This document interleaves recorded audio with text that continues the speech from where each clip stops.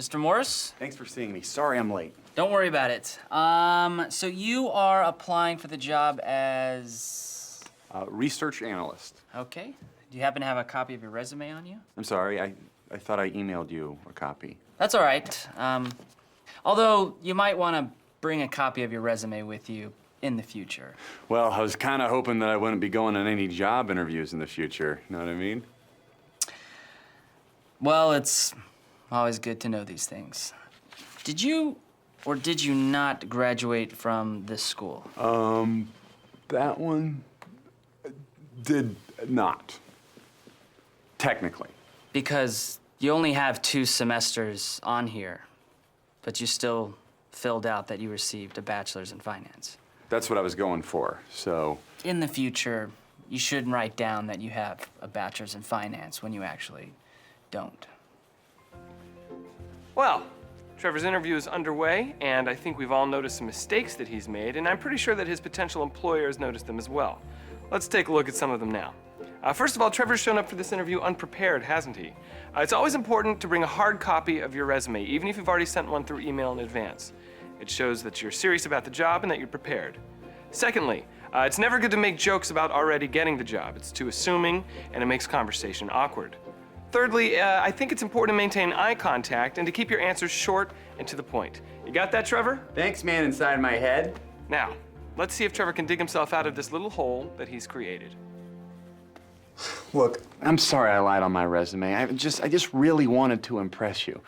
And the fact that I was willing to lie to get this job could be a huge asset to this company. I mean, instead of lying to you, I could be lying for you. Okay. You know, you have really good eye contact. I'm gonna write that down.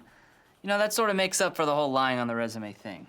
All right, Mr. Morris, what experience do you have in finance? I worked for 3 years in the finance department at the bank company. International. Store. Business. Corporation. Oh, BCISBC. Oh, do you know Jeff Chrysler? Yeah, he died. Oh my God. We started at the same branch together. We were like brothers. Phyllis, please send over a bouquet of flowers to Jeff's wife. Jeff Chrysler is your 3 o'clock. Well, Trevor dug himself out of that hole and then he picked up a big old shovel that we call liar. It's never good to lie in an interview. One lie leads to another, things compound themselves, and soon they get rapidly out of hand. I think Trevor would do well to go through his tool shed of truth and find the cutting shears of honesty to free himself from this tangled web. Instead of focusing on untruths and falsehoods, Trevor might do well to focus on what he can bring to the company. Let's see where that approach takes him. I'll give you $20 to give me the job. Well, that was another tactic. Trevor's tried to convince his employer to overlook the bold-faced lying and the unpreparedness he's committed in the past 2 minutes by offering him a $20 bill. Maybe instead of Trevor should, I don't know, maybe not do the first thing that pops into his head. Let's see what happens when Trevor thinks about his actions.